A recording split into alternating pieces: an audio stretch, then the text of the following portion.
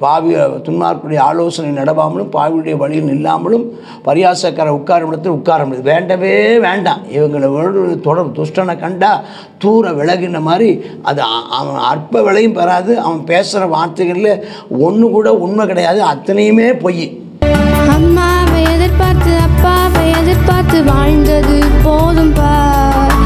ஏசப்பாவை எதிர்பார்த்து வாழக்கூடிய கிருபை தாங்கப்பா. அம்மாவை எதிர்பார்த்து அப்பாவை எதிர்பார்த்து வாழ்ந்தது போதும் பார். ஏசப்பாவை எதிர்பார்த்து வாழக்கூடிய கிருபை தாங்கப்பா. கிருபை தாங்கப்பா, எனக்கு கிருபை தாங்கப்பா.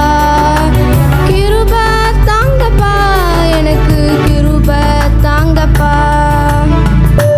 யோசேப்பு கூட இருந்தது போல என் கூட இருந்திடுங்க. தாவீது கூட நடந்தது போல என்னோட நடந்திடுங்க. யோசேப்பு கூட இருந்தது போல என் கூட இருந்திடுங்க. தாவீது கூட நடந்தது போல என்னோட நடந்திடுங்க. கிருபை தாங்கப்பா, எனக்கு கிருபை தாங்கப்பா. கிருபை தாங்கப்பா, எனக்கு கிருபை தாங்கப்பா. கர்த்தருடைய பரிசுத்த நாமத்திற்கு மகிமை உண்டாவதாக. உங்கள் யாவரையும் இயேசு கிறிஸ்துவின் நாமத்தில் வரவேற்கிறேன். நீதிமொழிகள் 10ஆம் அதிகாரம். வாங்க, சாலமோனின் நீதிமொழிகள்னு நான் நேற்றைய தினத்தில் சொன்னப்பட்டது மாதிரி முதல் 9 அதிகாரங்களும் ஞானத்துக்கும் மதியனத்துக்கும் உள்ள வித்தியாசம். அங்கே 2 பெண்மணிகளை குறித்து நம்ம பார்க்குறோம். ஒரு பெண்மணி யாருன்னு கேட்டிங்கன்னா ஞானம்ங்கிற ஒரு பெண்மணி, அந்த அம்மாவுக்கு பேர் ஞானம். இன்னொரு பெண்மணிக்கு பேர் பரஸ்திரி அல்லது மதிகட்ட ஸ்திரீ. மதிகட்ட ஸ்திரீ அப்படின்னு பார்க்குறோம். இது ஞானமுள்ள ஸ்திரீ, இது மதிகட்ட ஸ்திரீ. இந்த 10ஆவது அதிகாரத்திலேருந்து 22ஆம் அதிகாரம் வரைக்கும் பல்வேறு 2 காரியங்களை குறித்து பார்க்குறோம். இங்கே நீதிமான்னா எப்படி இருப்பான், நீதிமான் யார், துன்மார்க்கன் யார். நீதிமானுக்கும் துன்மார்க்கன். நீதிமான் தேவனை தேடுபவன், துன்மார்க்கன் தேவனை இல்லாதவன், தேவனை தேடாதவன். தேவன் துன்மார்க்கன்னா அன்காட்லி, கடவுள் இல்லாதவன், தேவன் அற்றவன். இங்கே நீதிமான் என்று சொன்னால் தேவனுக்கு முன்பதாக நிலைத்து நிற்கிறவன், தேவனுடையவன். இந்த 2 பேருக்குள்ள வித்தியாசம் சொல்கிறார். ஞானமுள்ள மகன் தகப்பனை சந்தோஷப்படுத்துகிறான், மூடத்தனம் உள்ளவனோ தாய்க்கு சஞ்சலமாக இருக்கிறான். அப்போ அப்படிப்பட்டவங்க பாருங்கள். இப்போ ஞானமுள்ள மகன் தகப்பனை சந்தோஷப்படுத்துகிறான்னா 2 பேருக்கும் சந்தோஷம். மூடத்தனம் உள்ளவன் தாய்க்கு சஞ்சலமாக இருக்கும். 2 பெற்றோருக்கு 2மே எப்படி எடுப்பணும். ஞானமுள்ள மகன் பெற்றோருக்கு சந்தோஷத்தை கொடுக்குறான், மூடத்தனம் உள்ளவனோ தாய்க்கு சஞ்சலமாக இருக்கான். இதில் இருந்தால் திருக்குறள் ஒன்று எழுதியிருக்கிறார், தன் மகன் நல்லவன் என்று கேள்விப்பட்ட தாய் அப்படின்னு பார்க்கணும். சரி, அநியாயத்தின் திரவியங்கள், துன்மார்க்கமாக வந்த ஒரு பணம், அது ஒன்றுக்குமே உதவாது. அதை வச்சு நீங்கள் ஒன்றும் செய்ய முடியாது. அநியாயமாய் சம்பாதித்ததான பணம் அது ஒன்றுக்குமே உதவாது. ஆனால் நீதியான வழியில் வருகிற திரவியங்கள் மரணத்துக்கு தப்பு வைக்கும். அதாவது வார்த்தையை சுருக்கணுங்கிறதா சொல்லிட்டாங்க. அது மாதிரி கர்த்தர் நீதிமான்களை பசியினால் ஒரு நாள் வருந்த விட மாட்டார். அதனால தான் தாவீது சொல்ல பாருங்கள், நீதிமான் அவன் ஸ்தோத்திரம், அவன் பட்னி கிடந்ததையும் நீதிமானுடைய பிள்ளைகள் இறந்து பிச்சை எடுத்ததையும் பார்த்ததில்லைன்னு சொல்கிறார் அல்லவா. நீதிமானுடைய பசியினால் வருந்த விட மாட்டார். ஆனால் துன்மார்க்கனுக்கு இருக்கிற பொருளை அகற்றி விடுவார். அவன் துன்மார்க்கன். கடவுளை தேடுங்க, உங்களுக்கு கர்த்தர் உங்களுக்கு ஆகாரம் தருவார். 4 இது இந்த 2க்கும் உள்ளது, நீதிக்கும் துன்மார்க்கத்துக்கும் வித்தியாசம். அடுத்ததாக இன்னொன்று சொல்கிறார், சோம்பலுக்கும் சுறுசுறுப்பும் கூட 2 சொல்கிறார். முதல் ஒரு வசனத்துடைய முன்பகுதி நீதிமானை குறித்து, நீதிமான் எப்படிப்பட்டவன் இருக்கும், பின்பகுதி என்ன இருக்குன்னா துன்மார்க்கன். முதல் சோம்பர் கையால் வேலை செய்கிறவன் ஏழையாவான். துன்மார்க்கன் சோம்பலாக இருப்பான். சோம்பலாக இருக்கிறவன் துன்மார்க்கன், அவன் அப்படி வேலை செஞ்சவன் வேஸ்ட்டு. சுறுசுறுப்பு உள்ளவன் நீதிமான் சுறுசுறுப்பாக இருப்பான், அவன் நல்ல கடின வேலை செய்வான், செல்வம் அவனுக்கு உண்டாகும். நீதிமான் கோடை காலத்தில் சேர்க்கிறவன், ஆனால் துன்மார்க்கன் தூங்குகிறவன். அறுப்பு காலத்தில் வேலை செய்ய வேண்டிய நேரத்தில், செயல்பட வேண்டிய நேரத்தில் தூங்குகிறவன். நீதிமானுடைய சிரசில் ஆசீர்வாதம் தங்கும், துன்மார்க்கனுடைய வாயை கர்த்தர் அடைச்சிடுவார். அவனுக்கு போஜனம் கிடைக்காது, சோறு கிடைக்காது. அதான் அர்த்தம். வாயை அடைக்கும்னா துன்மார்க்கனுடைய கொடுமை வாயை அடைக்கும்னா அவன் நல்ல சாப்பாடு சாப்பிட மாட்டான். அப்போ எதான் சாப்பிடுவான்? நீதிமான் அருவருக்கிறத சாப்பிடுவான். இவன் சாப்பிட்றது என்னவாக இருக்கும்? அசுத்தமானதையும் அருவருப்பானதையும் சாப்பிடுவான், அருவருப்பானதை குடிப்பான். நீதிமானுடைய பேர் புகழ் பெற்று விளங்கும், ஆனால் துன்மார்க்கனுடைய பேர் அதுக்கப்புறம் இருக்காது, அழிஞ்சு போயிடும். இருதயத்தில் ஞானம் உள்ளவன் நீதிமான், அவன் என்ன செய்யறான்? கட்டளைகளை ஏற்றுக்கொள்கிறான். ஆனால் துன்மார்க்கனோ அவன் என்ன செய்வான்? அளப்புகிற மூடன், சும்மா அது இதுன்னு அப்படி ரொம்ப பெரிய ஆள்மார் நிறைய பேசுவான். நிறைய நீ அதில் கவனமாக இருக்கணும். நிறைய விஷயம் தெரிஞ்ச மாதிரி பேசுவான். ஆனால் அவன் கீழ்ப்படிவதில்லை. அவன் சொல்கிற வார்த்தைக்கு கீழ்ப்படி. நீதிமான் உத்தமமாய் நடப்பவனா, ஆனால் துன்மார்க்கவனா கோணலான வழியில் நடக்கிறவனா. இந்த உத்தமமாக நடக்கிறவன் அவன் பத்திரமா இருக்கிறான். இந்த கோணலான வழியில் போகிறவன் என்னைக்கு சிக்கலில் மாட்டிக்குவான். பார்த்தீங்களா? இந்த துன்மார்க்கன் கஞ்சாட காட்டுறவன், நோவு உண்டாக்குறவன். அதாவது வெளிப்படையாக பேச மாட்டான்னு அர்த்தம். வெளிப்படையாக பேச மாட்டான். அதே மாதிரி அளப்புகிற மூடன், அதாவது இங்கே கேட்டது அங்கே சொல்லுவான், அங்கே கேட்டது இங்கே சொல்லுவான். அவன்கிட்ட ஒரு ரகசியமும் அவன் ரகசியத்தை காப்பாற்றுற ஆளும் கிடையாது. இதை சொன்னால் மற்றவங்க வருத்தப்படுவாங்களேன்னு நினைக்கிற ஆளும் கிடையாது. இதனால் என்ன சம்பவிக்கும்னு நினச்சி பார்க்குறது இல்லை. அவன் மூடன், அவன் துன்மார்க்கன். வேண்டாம். நீதிமானுடைய வாய் ஜீவ ஊற்று. நீதிமான் பேசினால் அது உயிர்ப்பிக்கும். ஆனால் துன்மார்க்கன் பேசினா அவன் ஸ்தோத்திரம் மரணத்தை கொண்டு வரும். இது துன்மார்க்கன் பகைகளை விரோதங்களை எழுப்புவான் துன்மார்க்கன். ஆனால் நீதிமானோ அன்புள்ளவன் பாவங்களை மூடுவான். அவன் ஒரு பாவத்தை நினச்சிவானா அவன் மற்றவங்களுக்கு ஆலோசனை சொல்லி அந்த பாவத்தை ரொம்ப வெளியெல்லாம் ரொம்ப சொல்லி அதை பிரபலியப்படுத்த மாட்டான். அவன் நீதிமான் அன்புள்ளவன், துன்மார்க்கன் பகையை விரோதம் எழுப்புவான். நீதிமான் அவன் புத்திமான்னு சொல்லப்படுது. புத்திமான் நீதிமான் என்றால் அவன் புத்திமான். புத்திமானுடைய உதடுகள் ஞானம் விளங்கும் அவன் வாய் பேசும்போது. துன்மார்க்கன் யார்? மதிகேடன். அவன் முதுகுக்கு ஏற்ற பெரம்பு. அவனை வாயினால் சொன்னாலாம் கேட்க மாட்டான், அடிபட்டால் தான் திருந்துவான். சில சொல்கிறாங்கள்ல, இவனுக்கெல்லாம் சொன்னால் கேட்க மாட்டான், எங்கேயாவது அடிபட்டால் தான் திருந்துவான். நிறைய குடும்பத்தில் சொல்கிறாங்க பாருங்கள். அதெல்லாம் இங்கேருந்து வந்தது தான். இதெல்லாம் ஒரு பழமொழி மாதிரி. ஆமாம், மதிகேடனுடைய முதுகுக்கு ஏற்றது பெரம்பு. அந்த சொல்கிறாங்களே, நல்ல மாட்டுக்கு ஹே அப்படின்னா போயிடும், மாடு போயிடும். ஆனால் கெட்ட மாட்டுக்கு என்னது? பெரம்பை வச்சு அடிக்கணும். அடித்தா தான் போகும். அடி வாங்கணும். அப்புறம் அடுத்து சொல்லப்பட்டிருக்கு, நீதிமான்னா ஞானவான். ஞானவானும் நீதிமானும் ஒன்று. நீதிமான்கள் ஞானவான்களாக இருப்பார்கள்.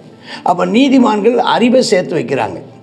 ஆனால் இந்த துன்மார்க்கன் மூடனாக நடக்கிறவன் அவன் வாய்க்கு கேடு தான் சமைக்கும்.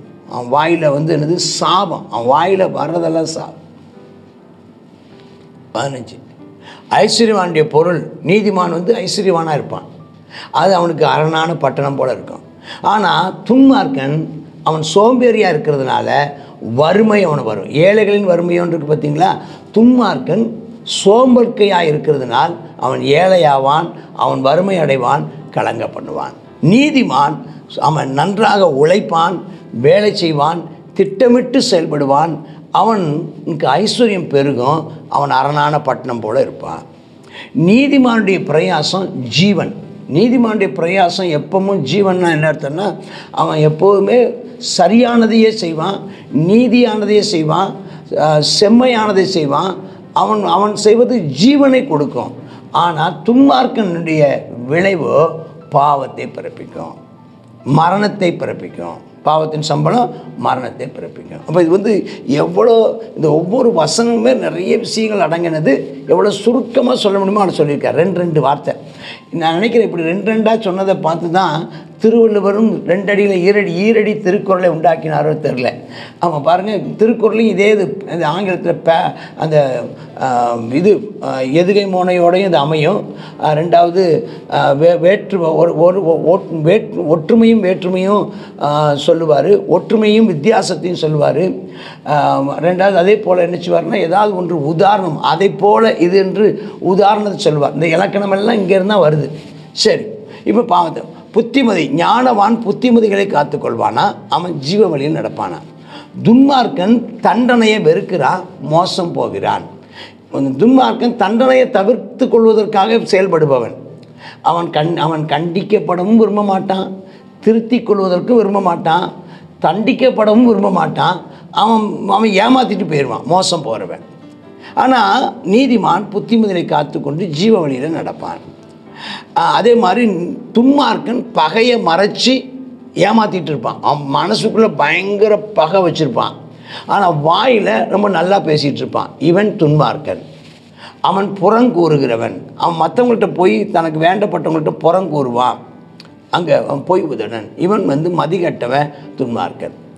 துன்மார்க்கன் கவனமாக இருங்க, சொற்களின் மீதில் பாவம் இல்லாமல் ரொம்ப பேசாதீங்க, ஜாக்கிரதையாக இருங்க. அதனால் பேசவே கூடாதுன்றல்ல, வார்த்தைகளில் ரொம்ப கவனமாக இருங்கள் அப்படின்னு அர்த்தம். வார்த்தைகளில் நீதிமான் வார்த்தைகளில் கவனமாக இருப்பான், உதடுகளை அடக்குகிறவன். பேசணும்னு நினச்சதை கூட பேச மாட்டான், இங்கே சொல்லணும்னு நினச்சதை கூட சொல்ல மாட்டான். அவன் தன் உதடுகளை நீதிமான் உதடுகளை அடக்குவான், துன்மார்க்கன் வாயில் வந்ததை பேசுவான். நீதிமானுடைய நாவு சுத்த வெள்ளி, துன்மார்க்கனுடைய மனசு இருக்குது பாருங்கள், அற்ப வலையும் வராது. அந்த துன்மார்க்கனை நீங்கள் அதாவது அவன் கவனமாக இருங்க. துன்மார்க்கனுக்கு அடுத்த காரியங்களில் நீங்கள் ரொம்ப எச்சரிக்கையாக இருந்து துன்மார்க்கனை அடையாளம் கண்டு துன்மார்க்கனுடைய ஆலோசனை நடவாமலும் பாவியுடைய வழியில் நில்லாமலும் பரியாசக்கார உட்காரும் இடத்தில் உட்கார முடியாது. வேண்டவே வேண்டாம். இவங்களை தொடர் துஷ்டனை கண்டா தூர விலகின மாதிரி அது அவன் அற்ப விலையும் பெறாது. அவன் பேசுகிற வார்த்தைகளில் ஒன்று கூட உண்மை கிடையாது, அத்தனையுமே பொய். சார் சொல்லுவாங்க 10ல் 9வது 1வது உண்மை இருக்குங்கய்யா. அவன் 10 விஷயம் பேசினா 1வது உண்மை இருக்குன்னு நம்பாதீங்க. அவன் 10 விஷயம் பேசினா 10ம் பொய் தான். சரி, நீதிமான் அவனுடைய உதடு அநேகரை போஷிக்கும். அவனால் நிறைய பேர் சந்தோஷப்படுவாங்க, அவனை சந்தோஷிப்பிக்கும். ஆனால் துன்மார்க்கன் மூடத்தனம் மதியினத்தினால அவனுடைய வார்த்தையை கேட்டவங்கெல்லாம் செத்து போவாங்க. அப்போ நீதிமானுக்கு கர்த்தருடைய ஆசீர்வாதம் கிடைக்கும், அது ஐஸ்வர்யத்தை கிடைக்கும், அதனால் வேதனை இருக்காது. ஆனால் துன்மார்க்கன் தீவனை செய்வதான். தீவனை செய்கிறது அவனுக்கு விளையாட்டு, ஆனால் அவன் அப்படி செய்ய மாட்டான். ஆனால் கர்த்தரின் ஆசீர்வாதம் நீதிமான் 22 ஆசனம் திரும்ப சொல்கிறேன். நீதிமானுக்கு கர்த்தர் ஆசீர்வாதத்தை தருகிறார், ஐஸ்வர்யம் தருகிறார். ஆனால் துன்மார்க்கனுக்கு ஆமாம், அவனுக்கு ஆசீர்வாதம் வர்றதில்லை, அவனுக்கு சாபம் வருது. அவனுக்கு ஐஸ்வர்யம் வந்தாலும் அதோட வேதனையாக இருக்கும். அவனுக்கு தீவனை செய்வது மூடனுக்கு விளையாட்டு. தீவனை தப்பு செய்கிறது, தவறு செய்வது, அடுத்தவனை தொந்தரவு பண்ணுறது, அடுத்தவனுக்கு கேடு விளைவிப்பது துன்மார்க்கனுக்கு அது ஒரு விளையாட்டு. அவனுக்கு அது ஒரு கேம். அவனுக்கு அவனுக்கு ஒரு சந்தோஷம். அவனுக்கு அதான் அவனுடைய செயல்பாடு அதுதான். ஆனால் அது துன்மார்க்கன். ஆனால் நீதிமான் ஞானமாய் நடப்பான். அவன் ஞானமாய் நடப்பான், நன்மை செய்வான். நீதிமான் நன்மை செய்வான். அடுத்தது 24 வசனம். துன்மார்க்கன் பயப்படும் காரியம் வரும், நீதிமான் விரும்புகிற காரியம் கொடுக்கப்படும். துன்மார்க்கன் பயப்படும் காரியம், அவன் எதுக்கு பயப்படுவான்? தீமைக்கு பயப்படுவான். அது அவனுக்கு என்ன செய்யும்? வரும். துன்மார்க்கன் தீமையை செய்கிறவன், தீமைக்கு பயப்படுகிறவன். அவனுக்கு தீமை செய்கிறவனும் தீமைக்கு பயப்படுகிறவனுக்கு என்ன வருமா? அந்த தீமை தான் சேரும். ஆனால் நீதிமான் நீதியை விரும்புவான், நன்மையை விரும்புவான், நன்மையை எதிர்பார்ப்பான். அவன் நன்மையை செய்வான், நன்மையை எதிர்பார்ப்பான். இப்படி அவன் தீமையை செய்வான், தீமைக்கு பயப்படுகிறான். ஆனால் நீதிமான் நன்மை செய்கிறான், அவன் நன்மையை விரும்புகிறான், அவனுக்கு கொடுக்கப்படும். அவன் துன்மார்க்கன் தீமையை செய்கிறான், தீமைக்கு பயப்படுறான், தீமையை எதிர்பார்க்கிறான், அவனுக்கு தீமை வரும். நீதிமான் நன்மை செய்கிறான், நன்மை எதிர்பார்க்கிறான், நன்மை கொடுக்கப்படும். நான் இந்த வார்த்தையை புரிஞ்சுக்கிறதுக்காக நான் சுருக்கமாக சொல்கிறேன். 25 துன்மார்க்கன் சுழல் காற்று கடந்து போல சீக்கிரமாக கடந்து போயிடுவான். ஆனால் நீதிமான் நிரந்தரமாக அஸ்திபாரமாக இருப்பான். அப்போ துன்மார்க்கன் அவனுடைய பற்களுக்கு காடியும் கண்களுக்கு புகையும் எப்படி இருக்கிறதோ, பொதுவாக பற்களுக்குன்னா காடின்னா புளிப்பான ஒன்று, அந்த புளிப்பும் அந்த கண்களுக்கு புகை போட்டுச்சுன்னா கண்கள் எப்படி எரியும் அல்லவா, அதை மாதிரி துன்மார்க்கன் சோம்பேறி. அவனை நம்பி ஒரு வேலையை கொடுத்தீங்கன்னா அவ்வளோதான். சோம்பேறி அவனால் நமக்கு வேதனை தான் இருக்குமே தவிர, துன்மார்க்கனை நம்பி ஒரு வேலையை கொடுக்காத, அவனை நம்பி ஒரு பொறுப்பையும் கொடுக்காது. சரி, நீதிமான் கர்த்தருக்கு பயப்படுறவன் நீதிமான், கர்த்தருக்கு பயப்படுறவன் ஞானவான். கர்த்தருக்கு பயப்படுகிறவன் நீதிமானுக்கு ஆயுசு நாட்கள் பெருகும். ஆனால் துன்மார்க்கன் கர்த்தருக்கு பயப்பட மாட்டான், அவன் மதிகட்டவனாக இருப்பான், அவன் வருஷம் குறுகி போகும். நீதிமானுடைய நம்பிக்கை நித்திய ஜீவன், மகிழ்ச்சியாக இருக்கும். ஆனால் துன்மார்க்கனுடைய நம்பிக்கை, அது நம்பிக்கைக்கு பதிலாக இன்னொரு வார்த்தை அபேட்சை, ஆசை. நம்பிக்கை ஆசை. நீதிமானுடைய ஆசை, ஆமாம், அவன் நான் ஆசையாய் தொடர்கிறேன் அப்படின்னு சொல்கிறார் பார்த்தீங்களா. ஆசை, என் ஆசையெல்லாம் கிறிஸ்து தானே, மகிழ்ச்சி. நீதிமானுடைய ஆசை கர்த்தர், துன்மார்க்கனுடைய ஆசை அழியும், அபேட்சை. அப்புறம் கர்த்தரின் வழி, நீதிமான் கர்த்தருடைய வழிகளில் நடப்பான், அது பாதுகாப்பானது. துன்மார்க்கன் ஆமாம், அது அவன் நடக்கிற வழியில் கலகமும் கலக்கமும் இருக்கும். நீதிமான் எந்த பிரச்சனை வந்தாலும் அசைக்கப்பட மாட்டான், ஆனால் துன்மார்க்கன் நிலைத்திருக்க மாட்டான். நீதிமான் வாய் ஞானத்தை பேசும், துன்மார்க்கன் நாவு அற்புண்டு போகும். நீதிமான் உதடுகள் பிரியமானதை பேசும், துன்மார்க்கன் வழியோ அருவருப்பானதை பேசும். பாருங்கள், ஒவ்வொரு வசனத்துலையும் இந்த நீதிமான் துன்மார்க்கன் வரும், சொல்லப்படலை. இப்போ நீதிமானுடையதான குணாதிசயங்கள், துன்மார்க்கனுடைய குணாதிசயங்கள் சொல்லி இந்த 10ஆம் அதிகாரத்தை படிக்கலாம், ரொம்ப பிரயோஜனமாக இருக்கும். நீங்கள் நீதிமானாய் நடக்கணும். நான் எப்படி நீதிமானாக முடியும்? ஒருவர் இருக்கிறார், பாவிகளை நீதிமானாக்கும் ஒரு ஞானத்தை நீங்கள் பற்றி கொண்டால், ஞானம் பாவிகளை நீதிமானாக்கும். அந்த ஞானம் எங்கே இருக்குன்னு கேட்காத, அந்த ஞானம் எப்படி பெற்றுக்கொள்ளலான்னு கேட்குறீங்க. நான் சொல்கிறேன், ஞானத்தை பெற்றுக்கொள்ளணும்னு யோசிக்காத. ஞானம் அவர் யார்? அவர் இயேசு கிறிஸ்து. அவர்தான். அவருடைய இரத்தத்தினாலே இலவசமாய் கிருபையினால் நம்ம நீதிமானாக்குகிறார். நீங்கள் நீதிமானாக்கப்பட்டவர்களாக இருந்து நீதிமான்களின் சுதந்திரத்தை பெற்றுக்கொள்வீர்களாக. ஆமேன், ஆமேன். God bless you. நீதிமொழிகள் 10வது அதிகாரத்தில் துன்மார்க்கருக்கும் நீதிமான்களுள்ள வித்தியாசத்தை தான் நம்ம இதில் அதிகமாக பார்க்குறோம். அதில் இடையில சொல்லப்பட்டிருக்கிற ஒரு சில வார்த்தைகள் என்னென்னா, ஆமென், கர்த்தர் நீதிமானை போஷிக்கிறார், கர்த்தரின் ஆசீர்வாதம் ஐஸ்வர்யத்தை தரும், கர்த்தருடைய வழி உத்தமருக்கு அரண். அடுத்ததாக, அநியாயத்தின் திரவியம் ஒன்றுக்கும் என்ன செய்யாது, உதவாது, நீதியோ மரணத்துக்கு தப்பி வைக்க. எக்கச்சக்கமான பணத்தை சேர்த்து வைக்கலாம், அது கடைசியில் ஒன்றுக்கும் உதவாமல் போயிடும். திருட்டுத்தனமாக சேர்த்து வைக்கிறது, நீதியாக சேர்த்து வச்சா நம்ம என்ன செய்ய, மரணத்துக்கு நம்மை தப்புவித்து கொள்ளலாம் என்று சொல்லி பார்க்குறோம். ஆகையினால் இந்த புத்திமதிகளை நம்ம கேட்டு நடந்தோமானால் நமக்கு ஜீவ வழி உண்டு. இந்த நாளில் புத்திமதியை கேட்டு கர்த்தருடைய வழியில் நடக்க கர்த்தர் நமக்கு கிருபை தருவாராக. ஜெபம் பண்ணுவோமா? அப்பா, அந்த நாளிலும் அமேனப்பா, ஸ்தோத்திர. துன்மார்க்கருடைய அப்பா வழியை நாங்கள் பார்க்குறோம், நீதிமானுடைய வழிகள் எப்படிப்பட்டவைகளாக இருக்குங்கிறத நாங்கள் பார்க்குறோம். இந்த நாளில் நாங்கள் நீதியாய் நடந்து கொள்ள எங்களுக்கு கிருபை தாரும் கர்த்தாவே. ஸ்தோத்திரம் அப்பா. ஆமேனப்பா, உம்முடைய வழிகளில் நடக்கிறவர்களுக்கு அப்பா நீர் எங்களுக்கு அரணாக இருக்கிறீரப்பா. ஆமேனப்பா, உம்முடைய புத்திமதிகளை காத்து நடந்து அந்த ஜீவ வழியை பிடித்துக்கொள்ள எங்களுக்கு கிருபை தாரும் ஆண்டவரே. அநியாயத்தை கர்த்தாவே செய்யாதபடிக்கு நாங்கள் நீதியானவர்களை செய்ய எங்களுக்கு கிருபை தாரும். ஆவியானவரே, உம்முடைய ஆசீர்வாதமே ஐஸ்வர்யத்தை தரும் என்று பார்க்குறோம் கர்த்தாவே. ஸ்தோத்திரப்பா, நீங்கள் எங்களை ஆசீர்வதிங்க, அது எங்களுக்கு போதும்ப்பா. உம்முடைய ஆசீர்வாதத்தினால் நாங்கள் திருப்தியாக அதனோட வேதனை இல்லாத ஒரு வாழ்க்கை வாழ கிருபை தாரும். இயேசுவின் நாமத்தில் ஜெபிக்கிறோம் எங்கள் நல்ல பிதாவே. ஆமென், ஆமென்.